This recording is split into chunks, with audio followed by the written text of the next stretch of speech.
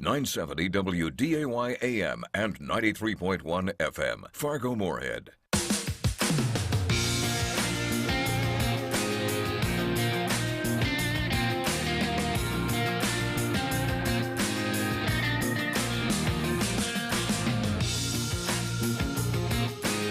Welcome to Weather and Ag in Focus. Thanks for joining us on this Monday afternoon. 103 right now, 33 degrees, finally above freezing here in the FM Metro. Not quite feel like temperature, though. We got a wind chill of 23 due to a west wind at 14 miles per hour. A little bit of light snow just passed through the area. We'll touch on that forecast coming up on the show, but I'm joined here with Chief Meteorologist Dean Wysocki, Ag Director Bridgette Readel. I'm Meteorologist Justin Storm, and we thank you for joining Weather and Ag in Focus today. And guys, fun things coming up on the show today, don't we? What we got coming up? I don't know. What do we have coming up? It's always kind of fun because we're going to talk a little bit about ag, weather, technology, probably going to bring up some topics from the past, if you will. If we talk can about touch the on Google. bloom, we can touch on Google. The dead zone in the Gulf of Mexico. Does that have something to do with the tinfoil hat? No, and it also has nothing to do with that book by Stephen King. Oh, really? So I'm just taking those out of bounds right now. Well, I brought my Reynolds. I'd love to bust it out and put a hat on today. I know at you're some going point. to try. I know. But you're wrong. Okay. I just want to tell you you're Okay, wrong. we're wrong. Well, I wasn't wrong about the Lyme's disease thing. That is okay. Yes and no. That depends who you ask. I do understand what you're saying, where it came from. Mm-hmm. Okay, so yes, we've had that discussion last week. And for those who missed that discussion, when we were talking about how you can use DNA out of horses to diagnose Lyme disease in them, that was on Thursday, and that would be recorded. We did it through Facebook Live, YouTube Live, Acres TV. It's on all our audio. So any of our past shows, guests, etc., you can go right ahead and find us there. Yeah, put a lot of fun things up on the YouTube channel as well. A lot of shorts from our videos, some ag topics that we cover, and they throw all those up and put them into a nice little convenient couple-minute format. And our guests get broken down as well into just the guest segment, so you don't have to surf through the whole 60-minute show to find when our guests are come By the on. way, you're doing a fantastic job of doing that. Thank you for being the IT guy no here. No problem. Thank See, you. that's why you get meteorologist extraordinaire. The extraordinaire isn't because of the weather stuff. It's just the side stuff. Well, these young kids, they know technology so much better than we do. Well, That's a given. yes, he's just faster and better at it. Now, there's some other things I might be able to beat him out at, but not many. There's probably a handful. Although gardening, I don't know if you're beating me on that. I had a pretty good harvest last year. We're going to keep that up as we go into 23 this year. And I was putting my arm up like we were going to arm wrestle that deal out. You but watch we'll out. see. I got ground to break into now. I'm not using a little wood box anymore. Hey, did you order your seed yet? I haven't. I have to go through the catalog still, but I still got a few weeks. I don't start my plants until late March. Done. Order in and being shipped. Check. Oh, look at Mate. that. And what's the best thing that you added to your selection this year? Any special hybrid? I don't know that it was anything that I added. I discovered last year that I really like butter crunch lettuce. Butter crunch lettuce. Because normally you would Tastes just like butter? just add butter. But normally you just buy like a mixed lettuce variety and it's good. It's okay. There's like arugula and stuff in there. But this stuff was just way better like for BLTs because what's summer without good BLTs? Can't go wrong. Any with time of that. the year. Actually, yeah. I think I'm going to get those gold cherry tomatoes. I think I'm going to add that to those my are selection. sweet. They're super good. We could, I think they're what? called gold candy cherry tomatoes or something like that. I might be willing to take you to my favorite greenhouse. Now, I don't tell just everybody where this place is because this place is fantastic. And that's the only spot I can find celery transplants to take home to raise myself. So I might tell you about that little private greenhouse spot that I like to go to. Great. I'll be looking forward to it. And if you ever want to join into our conversations here on Weather and Ag in Focus, you want to drop a comment, ask us a question, feel free to do so anytime from during our show. We love to hear from our listeners. Give us a call, 701-293-9000. Maybe you want to tell us what you're planting in your garden this year. Have you planted your seeds? What's the craziest thing you found on the seed catalog book? We want to hear from you. Again, that phone number, 701-293-9000. We'll be right back after this, but we're going to get you updated from ABC News. From ABC News, I'm Richard Cantu. Los Angeles County authorities identified the man who shot and killed 10 people inside a Monterey Park dance studio Saturday as 72-year-old Hu Can Tran. He killed himself after police caught up with him.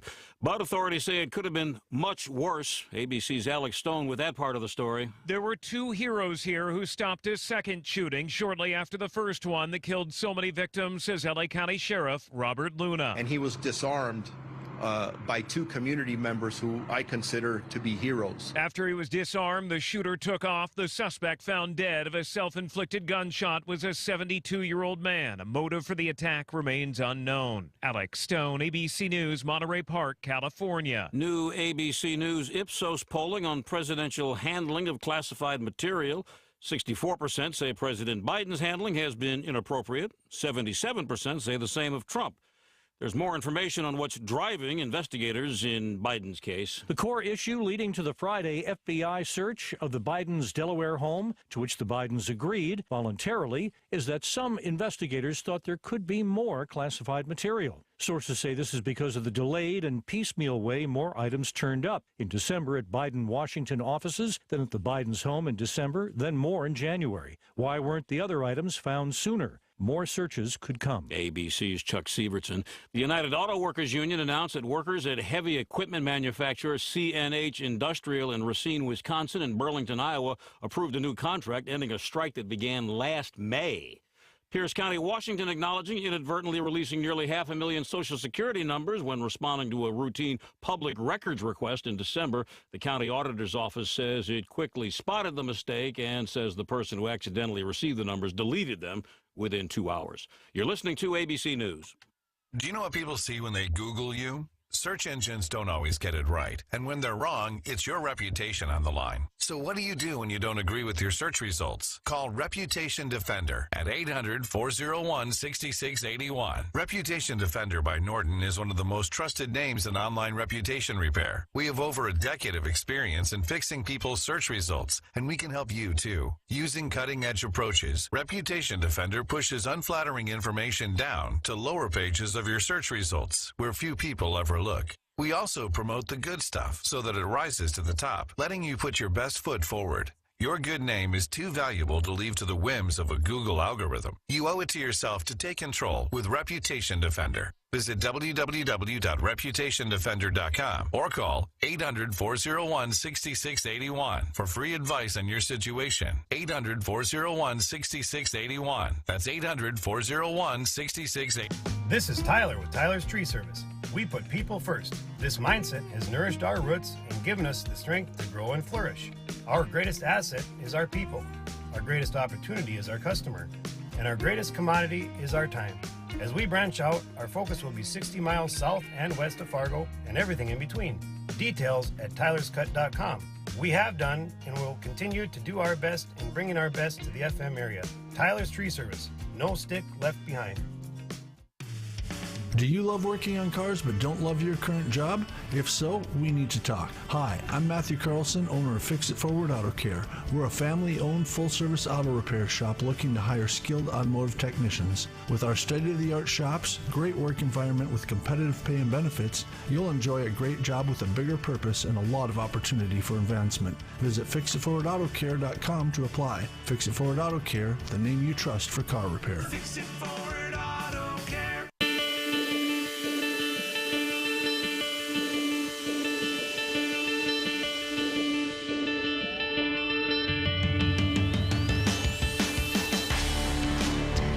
Welcome back to Weather and Ag in Focus. I want to thank you for joining us, and we've got a few things to talk about. We're going to hit on weather here first because we've got some big changes coming our way. What kind of changes do we have? Cold. How cold? Dangerously cold. How is dangerous is dangerous? We're looking at wind chills probably 35 to 50 below zero. You know what I got to say to that?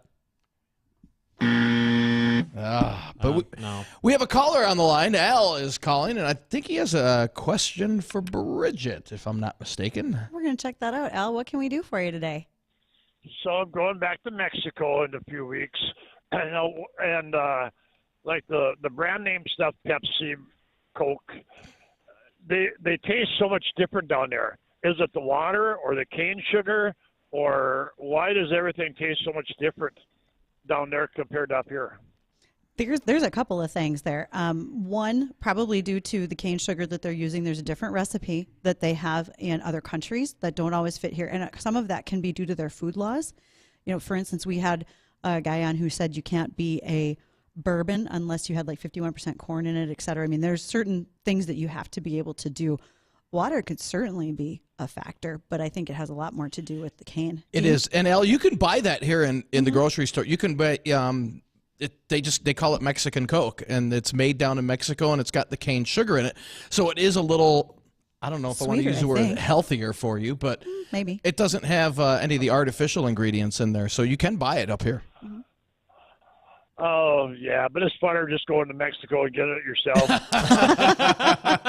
You're not wrong there. That and the Cuban cigars and the vanilla. Yeah, there's something to be said about just doing it yourself. Absolutely, and that's why every country has their best foods available for our tourists when they come on in. So that's a great spot. Thank you, Al. Appreciate that. Yep.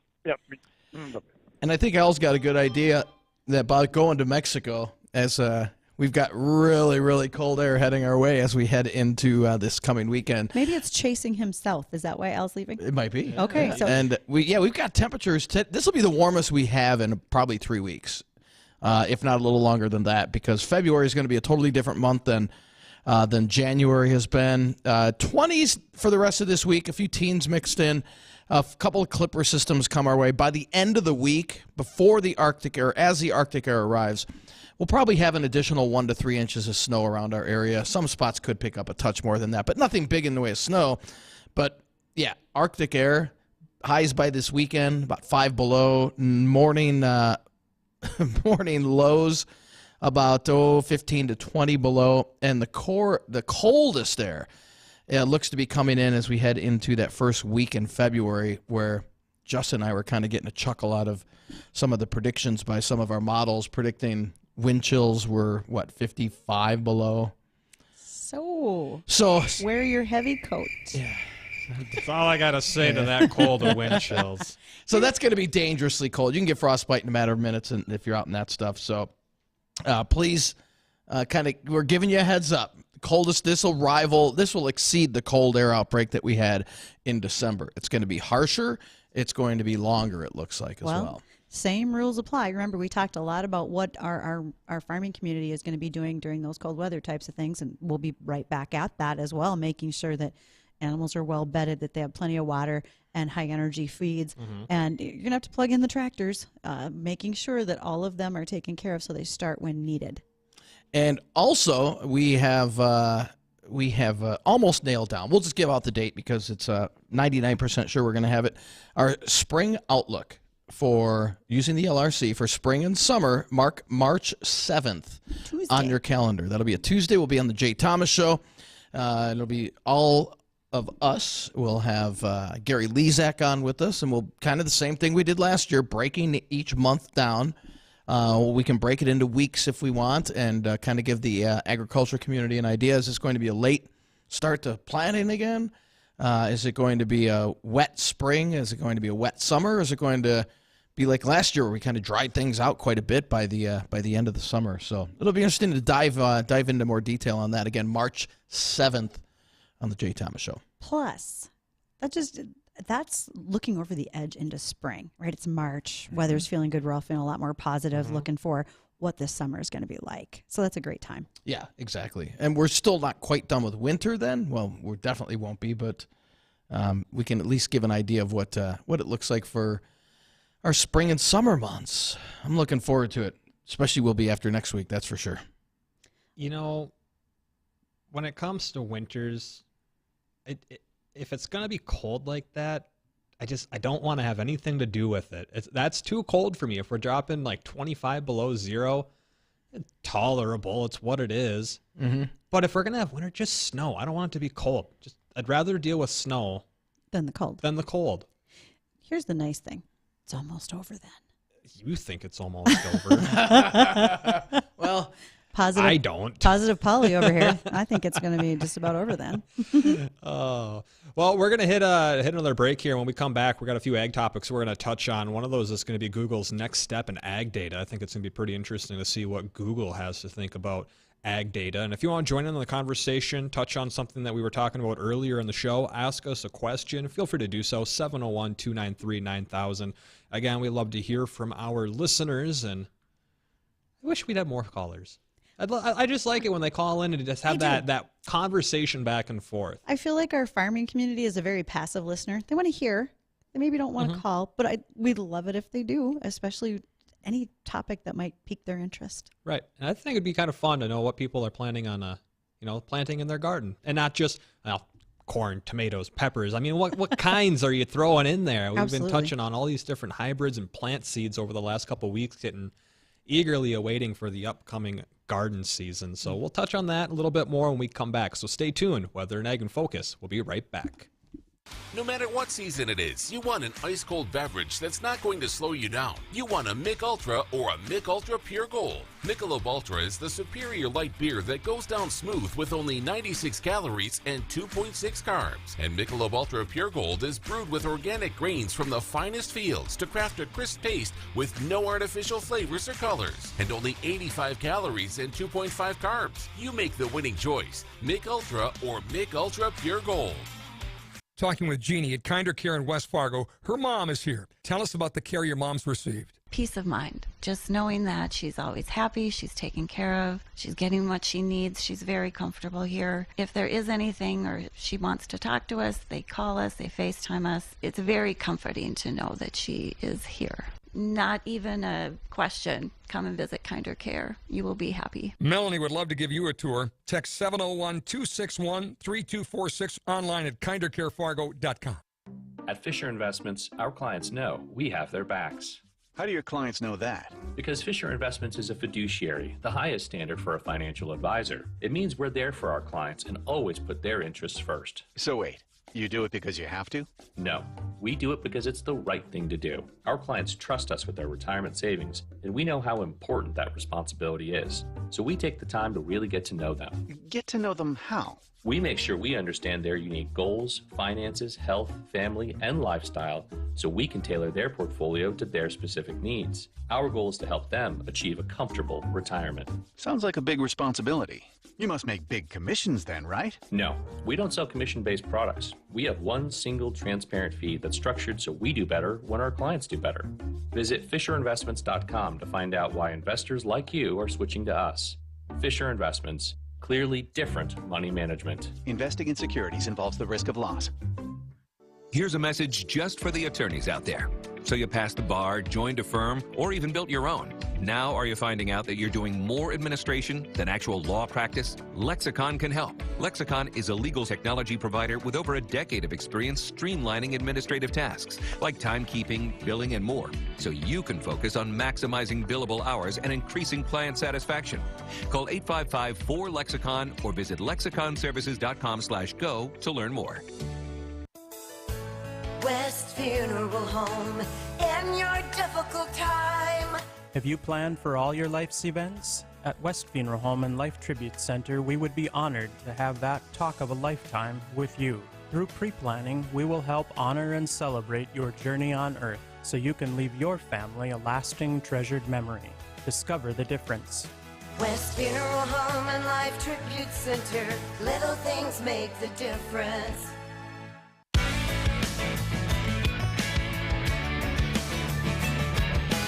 And welcome back to WDAY Weather and Ag in Focus. I'm Bridgette, Readel Ag Director, along with Chief Meteorologist Dean Wysocki and Justin Storm, Meteorologist Extraordinaire, who makes us all look good when he's putting things together for YouTube and Facebook and Acre, and he puts all of those little shorts together for you to go watch, and you can see the long forms on Acres TV. We've got a lot of options. You know, he's gonna have a side hustle here at the station. Dude, putting all video stuff together for Not his side hustle was just keeping an eye on you. That's enough, right? That's a full-time job. Yeah, it is. Absolutely. So everybody thinks of Google on a regular basis, right? We use it pretty much every day. Yeah. Do you think about what Google might do in the world of agriculture anytime soon? Google's involved in farming? So kind of. What? Yeah. So Google has what they call their incubator space, which is named X. Well, if your parent company is named Alphabet, I guess you can pick these terms of things. But what they have also done is created an ag space, and they're calling it Mineral. Well, in Mineral, what they are trying to do is try to gather as much data and analytics as they possibly can, not necessarily to compete with anybody in the ag space, but to supply that data for software, for equipment, etc. Some of the things that they have done is they are working with a company called Driscoll. And if you ever buy strawberries in the store, you're likely going to see the Driscoll brand name on there from Driscoll Farms. Boy, did those go up too. Well, fresh fruits, especially this time of the year, there's some trucking costs, folks. And what they're doing is working with someone like Driscoll in order to be able to assess their berry quality by using all of the data that they have found through their sensors, through all of their networks, if you will. And they're going to try to help that mechanization and efficiency that comes with farming. So here's the crossroads that I don't necessarily know how to explain. And that is, you have all of this high-end software, data, equipment, efficiency that's coming to market. But there's a really big movement on buying local, going and finding someone who we can buy beef from or pork, some of our garden vegetables, etc. So where do those two things cross? I don't really know yet, but do you see how there's kind of two big parallels going on? Could you take a route within this that dives into the corporatizing agriculture? Oh, sure. Yeah, you certainly could, because ag is one of those last frontiers. Right. When Emerging Prairie started hosting Cultivate here a few years ago, there were so many folks that attended that weren't necessarily involved in production farming, but they wanted to come to see for their startup, for their software plan, so they could gather ideas. And also it was really aimed at investors. There are more and more folks that are stepping up and wanting to invest in agriculture. And so it's almost like that last frontier that really hasn't been tapped yet for so much change. Well, there's a lot of money that's wrapped up in agriculture, and I can see why the companies are money hungry and wanting to dive into it. But like you said, there is that huge push for buying local. I mean, go to your local strawberry farm, pick your own strawberries, get them from your area, get the local beef. But yet, you can see all of these platforms being used, because even your local folks, it's not like they're just a small mom and pop operation most times too, right? Right. You're seeing all of this data and analytics being able to help analyze the market, and it really helps us improve our efficiencies, like how we do crop production or livestock, because when you think about the beef industry, we're producing more beef on the hoof with less number of head. So we've just gotten way better at these things. Right. And what Google is aiming to do is help us refine that even more. I definitely think that there's a spot for, I guess in a way you could say, corporatized agriculture like that. I mean, if you can improve the efficiency of something and you're able to get more out of the same amount, or the quality is increased, and that's something that, maybe not just the corporate entities can use or utilize, but something that's available for all of the entities, all the parties that are involved, that they can get behind it as well. Like, like you said, the software. If everyone has access to the software, then everybody's getting a win-win out of it. Absolutely. And we as the consumer hope to get the bigger win, right? Because if we can be more efficient in what we do. I read a quote from, I believe he's the CTO of John Deere, that'd be the Chief Technology Officer.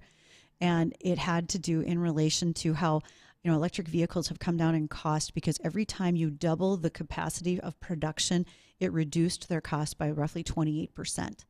So when you think about the batteries that would be needed to operate electric combines or tractors, the battery cost is overwhelming, except they're getting better and more efficient and more refined. It might not be easy to have it at the higher horsepower tractors, but there is a possibility of having it at some of the smaller ones. Or even with the larger scale operations, like up in our area, and this is something that we've talked about a handful of times on the show with EV tractors. It's just, for what most of us do up here in the northern Great Plains, especially in North Dakota, it's just not something that it's not quite sized to scale for us. There's no way that you can run this 24/7, and the beets, they'll run 24/7 if weather conditions allow them to. But on the other hand, if you have someone like MnDOT Cooperative down at Wahpeton, they're using an automated truck on site to haul beets from the pile into the plant because they're having trouble with a labor shortage. Right. So you're right. There's just those specific spots where we're finding it working. Automated or electric? That one's an automated. Because the automated, I think, is a great idea, but the batteries just, you can't keep up with the speed and the length of the operation that's going on up here. Well, and especially the tractors, the horsepower. Exactly, and yeah. Cost. And cost as well. It's just now it's not smaller, cost efficient at all, like you were saying. Smaller operations, sure, especially like orchards. In small orchards, there's got to be a great application for that. And that's where a lot of them are being test run. I don't know what the size of a vineyard is, but if you can get an electric vehicle that'll go through there and harvest all your grapes for you, well, kudos, go for it. That's probably going to work out pretty good because I'm sure grape harvest doesn't run 24/7 for 2 weeks at a time. But also, and it can also help you with some of that hard to find hand labor. Mm-hmm. And additionally, there are some food markets that are much more focused on the kinder, friendlier climate, if you would, because if you think about oftentimes those who might be buying some of these items, they want to see more efficiency, more environmentally friendly. And I think we're all getting there. We'd like to see things done better, but certain segments of our food market certainly see that more quickly. And there's a study that just came out that says if you are millennial and Generation Z, you are much more likely to want to spend extra money on food that was locally grown and sustainably sourced versus those of us who are boomers and Gen Xers who grew up on like High C and Pop-Tarts, and we're like, sure, get me whatever you need.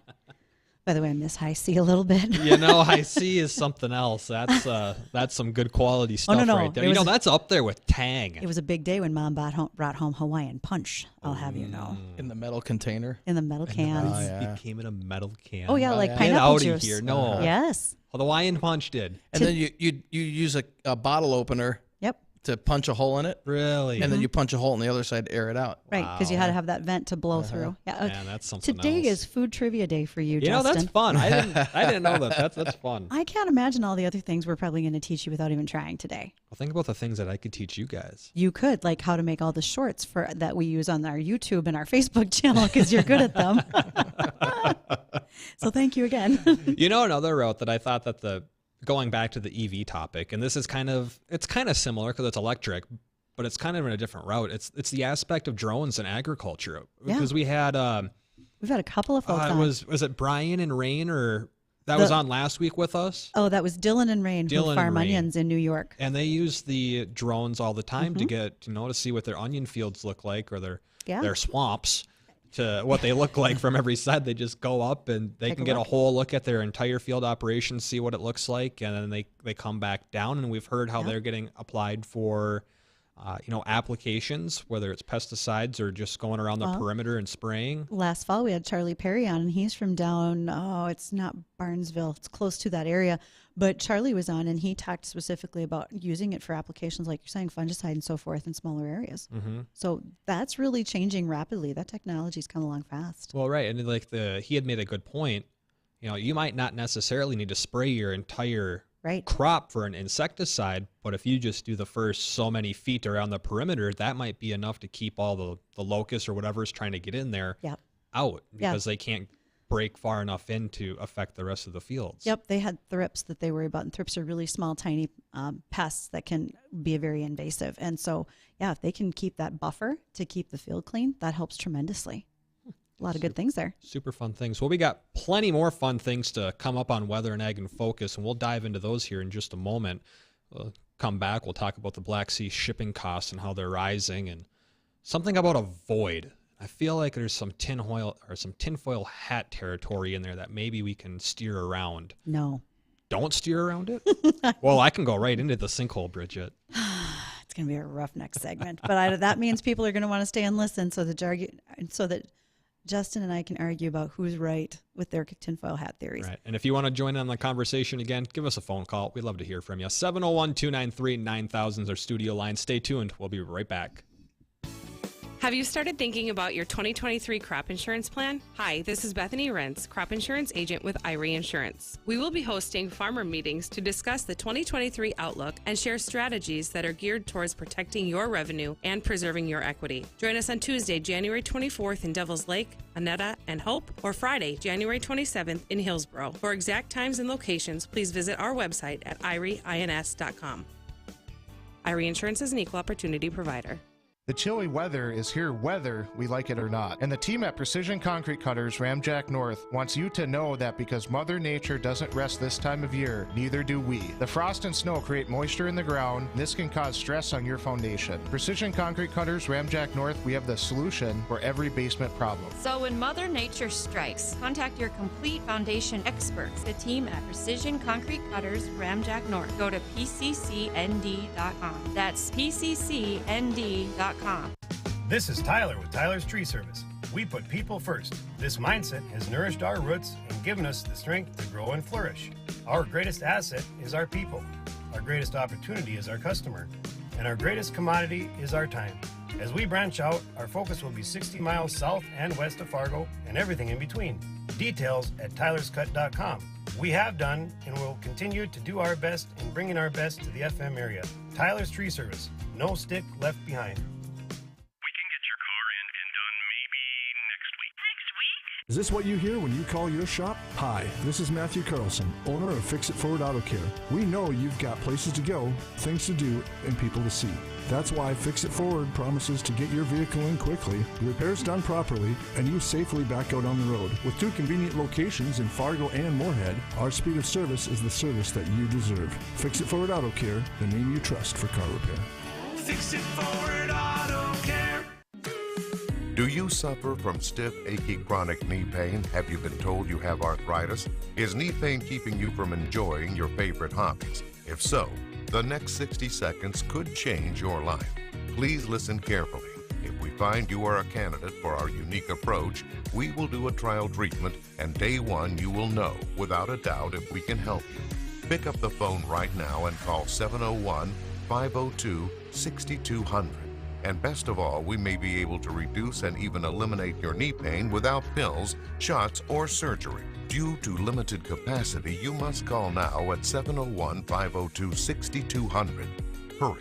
Call now to find out if you qualify for our program that is changing lives and helping people save time, money, and agony. Call now 701-502-6200. You have nothing to lose, so call right now.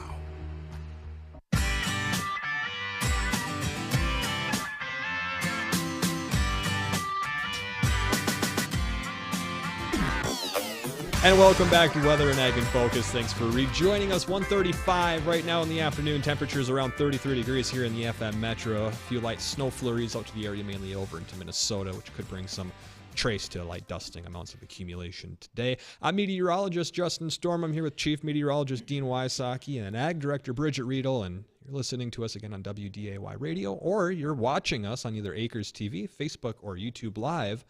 We have a comment. Someone watching us on Facebook wanted to ask Bridgette a question. Absolutely, and thank you to Joseph for your question.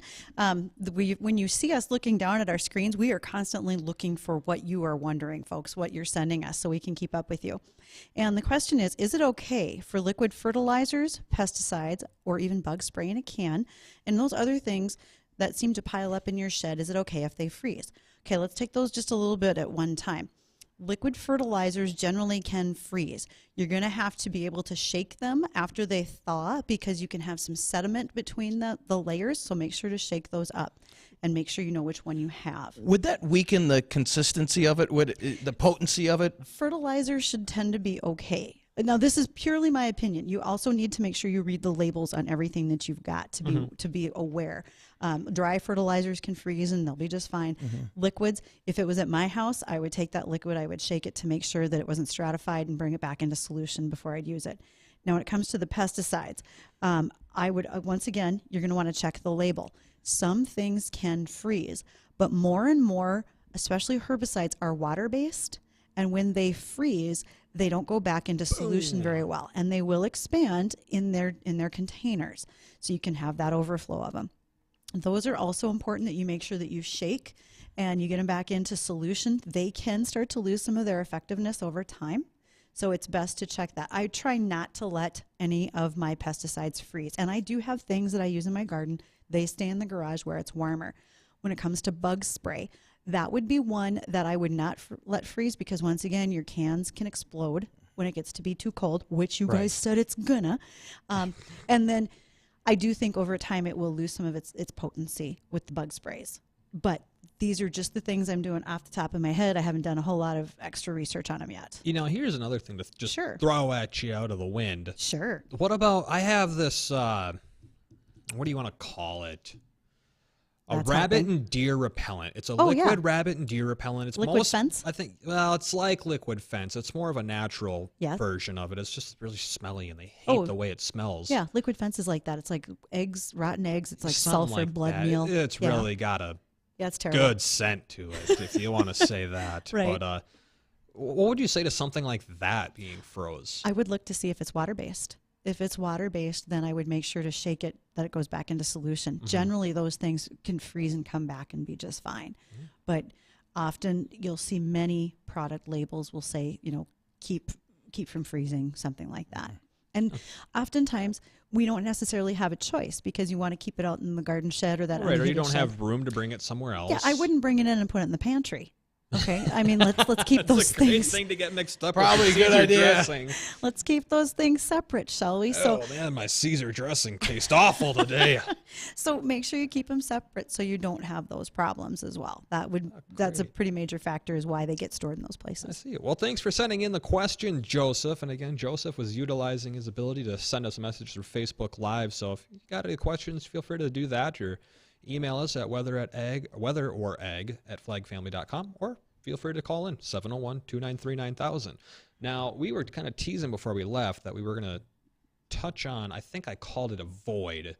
And Bridgette had corrected me. It's actually now I'm already forgetting. Is it a something's dead zone? The dead zone. The dead zone. If you've and ever this read goes into Stephen the Black King, Sea. you'd remember The Dead Zone was one of his books. Not even remotely related to this situation. Okay, so when we talk about the dead zone, it's an area of hypoxia in the Gulf of Mexico. It's attributed to an awful lot of fertilizer runoff. This is just a basic overview. A lot of fertilizer runoff through the Mississippi River system, and 40% of the U.S. waterways and tributaries. Okay, so this is in the water, not in the air. Right, this is in the water. Okay. There is an area there that does not support plant or fish wildlife. Right, because it's just no oxygen. Right. Yeah, that's absolutely the case. Well, about 10 years ago, EPA really started hammering on states and saying we have to do something different because this thing is growing. And so they instituted a lot of nutrient management plans within states. That has helped. The states have improved. There's less drainage and runoff that can attribute to it. We can't ever overcome Mother Nature if it's a situation with flooding. We can't fix that, right? But farmers are much more precision in how much fertilizer they use. I'd like to think that homeowners with their yards and golf courses are also more targeted with their use, because on a per square foot basis, they use a much higher amount of fertilizer than what we do in the field. And so that dead zone has not necessarily grown as of recent, but that means it also hasn't shrunk. And so we foresee the EPA coming out and making some noise and saying we're going to have to get back to a focus on that to try to reduce that dead zone and do more critical thinking with our water management. Right, and I've heard things about that, the dead zone. They never went too deep into it, but that's out of the delta of the Mississippi, right? Yeah, like right up there into the Gulf? Yeah, it's in the Gulf. Yeah. And I'd have to go look to see the size of it. I know it's exponentially large. I think it's a pretty good size. You know, like we're talking football field kind of thing, maybe larger. I don't remember off the top of my head, but the greater portion of the story was that the EPA wants to go back to a focus on it to try to improve that situation and reduce what's going on there with that dead zone in the Gulf. See right here. Are you using Google like we talked about earlier? I'm using Google to help with our agriculture platform here. And it's an area of low oxygen that kills fish and marine life near the bottom of the sea, measuring 6,334 square miles. Okay, that's a lot bigger than I thought. That's bigger than a football field. Yeah. It's larger than the average over the past few years. So this year, as of 2021. Okay, so if you want to measure that in agricultural terms, an acre is 43,560 square feet. So if you want to go do the math and figure out how many miles or how many acres that size would be. I'm not doing math today, You know, I've dealt with a lot of really big math equations where it's more letters and symbols than actual numbers. Mm-hmm. I don't know. I don't want to do that one. I'm not doing math today. I'm not I just know doing it's this big. one. Someone who's listening is probably already running the math, so they can just let have. us know what it is. And to listeners, I apologize. I'm not going to be able to get that done in the last minutes of our show today. But I thank you for listening, very much so. And what can you tell us about the Black Sea shipping costs going up? So right now, since the start of this month in January, Black Sea shipping costs to insure them and so forth have gone up 1/5.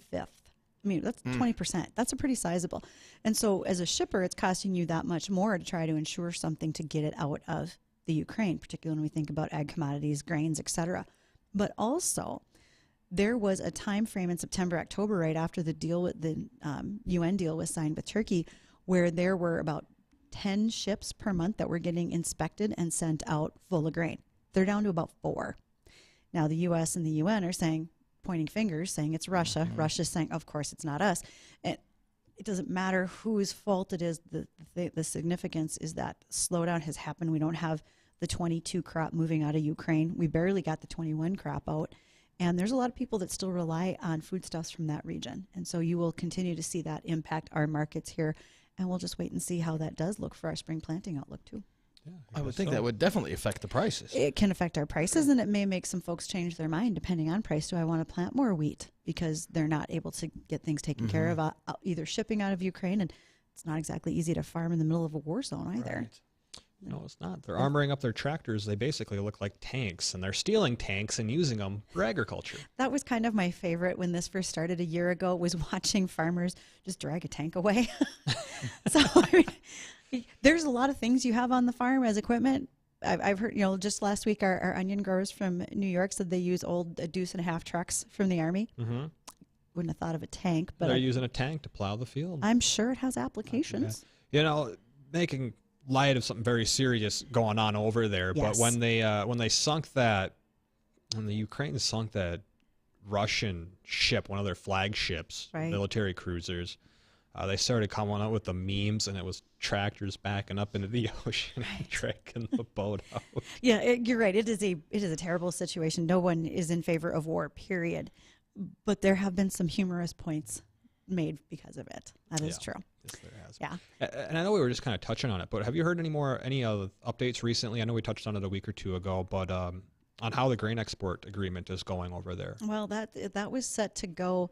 I don't think it was for a year. It was for a shorter time frame, and the Ukraine is still able to ship out some grain, but certainly not at the level at which it was expected. That's why they're down so much in inspections to get those ships moving. So I know that that's impacting a lot of what we do, and also what's impacting us is South America is starting harvest. And their soybean harvest as of this morning was 8 bushel higher than expected in certain regions like Mato Grosso. So that also affects what can happen with our prices here. And in fact, just over lunch, I booked a young gal. She's a commodities broker in grains, and she's going to come on and talk to us. What does happen on those global markets with things like Ukraine? And if South America has a better crop than anticipated, what will that do for our farmers and for prices? And we'll have her here on in mid-February. That's going to be really fun, because I have no idea. I'd like to know how that all ties together. This could affect you in your farming simulator game, Justin. This just might. Absolutely. One of these days, could you bring that in? I'd kind of like to see that game. Yeah, we can. I would enjoy that. Try and figure that out. You're going to try to monetize it like the guy in Iowa who's now bought some farmland because he made money on YouTube with Farming Simulator? The following that Farming Simulator has on YouTube and Twitch and just the community behind it is mind-boggling to me. Dean, what's Twitch? Right? I know. I'm twitching. The amount of people that watch that. I mean, we're not even really established on our YouTube channel. I think we have like 380 subscribers or something from all the different things that we do with it. But there's like 124 people that'll watch us playing Farming Simulator, and we're sitting at my computer in a virtual combine making my perfectly straight lines, of course, going down the field. I don't get it. Like, people will get thousands and thousands of people to watch them. And like you said, that guy in Iowa, that's what he did. He had started off on YouTube playing Farming Simulator, grew up such a large following that he actually got monetized by YouTube and started making money. Bought $1 million in farmland. And then bought $1 million worth of farmland with that. Now he's farming in real life, and he has a second channel where he's making money on the on the farm first that one. he's making money on from the game he played. Okay, so when we talk about all these simulators and all that kind of stuff, do you also have a row of shame when you're combining? Have you ever come across that? A row of shame. Well, there's nothing shameful that ever happens in that game. No, but you will see it every once in a while on Twitter where someone posts the picture of the row of shame. Like, you've planted with an even number of rows, right? Let's say you've got a 24-row planter, and then you come in with your 8-row head, okay, maybe 16, whatever size head you're using. And so doing the math, that should work out evenly, right? Somehow it doesn't. And then there's that one row. But you have to go get just one row with this great big header. Yes, that has happened where we're going and, a row of shame. I take it out of third person and I throw it into first person. So I'm like actually in the combine and, it actually looks like a real combine. It does. And you're going down there like, all right, I'm perfectly lined up. And you get down and there's 2 rows on the side that were completely missed. And you're like, man. Messed that one up. I messed up big time. Like, come back through with the 16 corn header for 2 rows of corn. Nice try. That's funny. Well, we'll continue this conversation when we come back after the American Ag Network. Still got to check on that forecast and a few more ag topics we'll get to. So stay tuned. We'll be right back. Not completing high school is more of a social thing than it was an academic thing. I came out in the 11th grade. Nobody was embracing you. The kids were cruel. It was very difficult to be gay. Even though all these years have passed, I still had that longing to have my diploma. The hard part was determining that I was going to do it, but I definitely didn't do it alone. At age 30, with the help of her mentor, Carissa finished her high school diploma. I have a mentor, Maria. She convinced me to continue my education and to finish what I started to get my diploma. Just never judges. She's a true role model. If you're even considering getting your high school diploma, go get it. You can do it. No one gets a diploma alone. If you're thinking of finishing your high school diploma, you have help. Find free adult education classes near you at finishyourdiploma.org. That's finishyourdiploma.org. Brought to you by the Dollar General Literacy Foundation and the Ad Council. When someone hears the words, "You have cancer," it's one of the darkest moments in their life. Light the Night brings light to the darkness of cancer by uniting survivors, patients, and supporters in the cause to end cancer. Friends, families, and coworkers form a community of hope, raising funds in support of the Leukemia and Lymphoma Society. Together, we walk with lanterns held high to light the path to cures. Last year alone, the FDA approved 18 new drug therapies and treatments to treat blood cancers. The impact of LLS-supported research goes beyond blood cancer. The discoveries made in blood cancer research have led to breakthrough treatments for many cancers and other serious diseases. When we walk, cancer runs. Join the movement to end cancer today. Visit us at lightthenight.org. Grain markets under heavy pressure on the day Monday. You're listening to the American Ag Network. of Jesse Allen with this closing market update. Well, it was a pretty rough day in the grain trade coming back from the weekend. Better than expected rains in Argentina and southern Brazil, along with additional storm chances Wednesday through the weekend, helped to give us pressure in the grain trade, with soybeans and bean meal seeing plenty of fund liquidation, sharp early losses there on the day. We did back off those losses a little bit, but we saw plenty of fund liquidation throughout wheat and corn as well. Wheat market getting pounded thanks to good precipitation in Colorado and Kansas over the weekend, and more on the way for dry areas of Oklahoma and Texas. Funds were big liquidators of long positions, especially in corn, beans, and in bean meal contracts on the day. Some liquidation in the wheat contracts as well. But overall, rough day in grains. Livestock, especially feeder cattle, took advantage, though, with sharply higher moves seen on the day Monday. Final numbers on Monday's trade. Corn for March down 10, 666 at a quarter. July corn down 9 at a quarter, 654 at a quarter. March beans down 16 at a quarter, 1490 at a quarter. July beans down 13 at 1480. March bean meal down $1.80. It's on 461.90. March bean oil up 7 points, 62.04.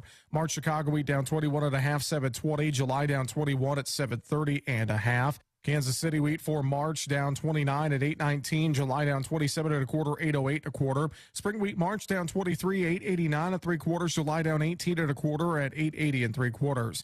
February live cattle up 85, 157.47. April live cattle up 62, 160.55. January feeder cattle up 125, 179.17. March up 230, 183.27. February hogs down 25, 77.57. April down 27, 85.45. That's closing markets on the American Ag Network. I'm Jesse Allen reporting.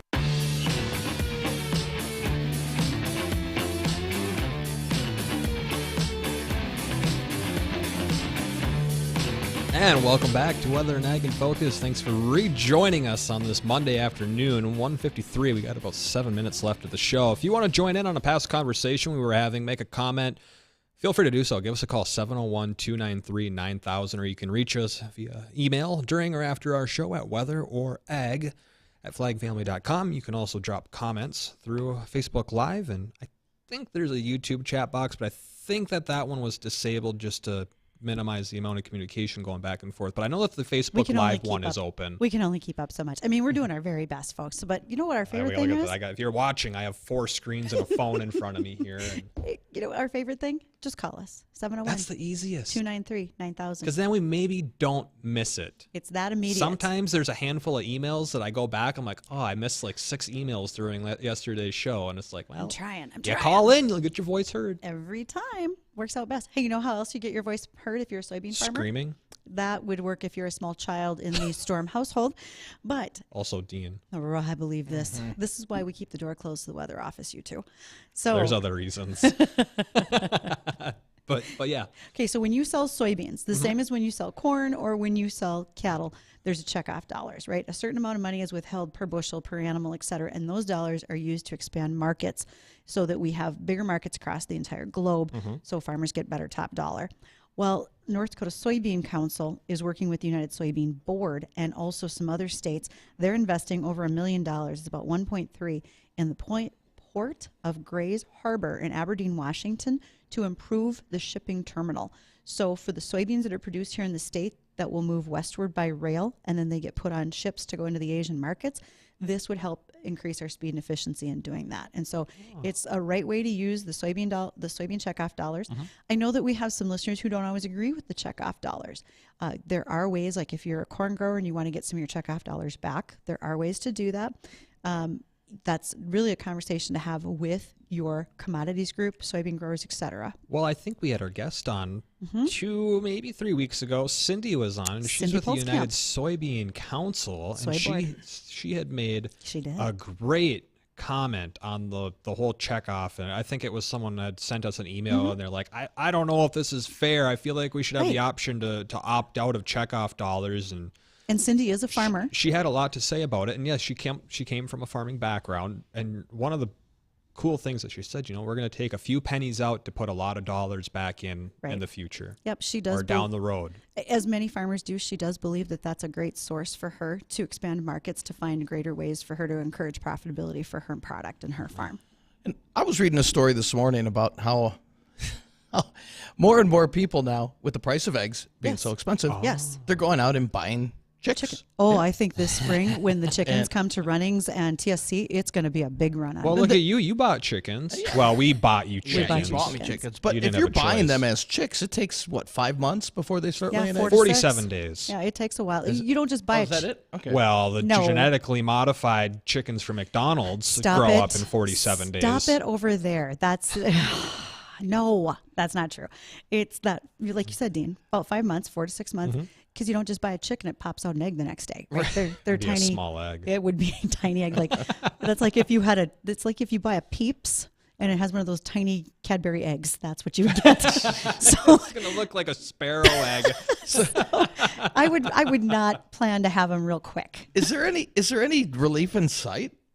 Probably not till after Easter, because think about that historically being another big baking mark, dying Easter eggs, etc. But I realize that we're not happy with the price of eggs. Are there some places that are gouging? There probably is. Definitely. But there's also 10 factors behind us that are also encouraging what's happened. And the biggest one is going to be bird flu. Oh, and good news. Migratory birds are going to come back through soon in the spring. Bringing it back. Here they come. You know, this would be interesting. I want to know what people are paying for eggs right now. If you're buying eggs, what are you paying, and what's the top dollar you're willing to pay for eggs before you stop buying them? 701-293-9000. One gold brick.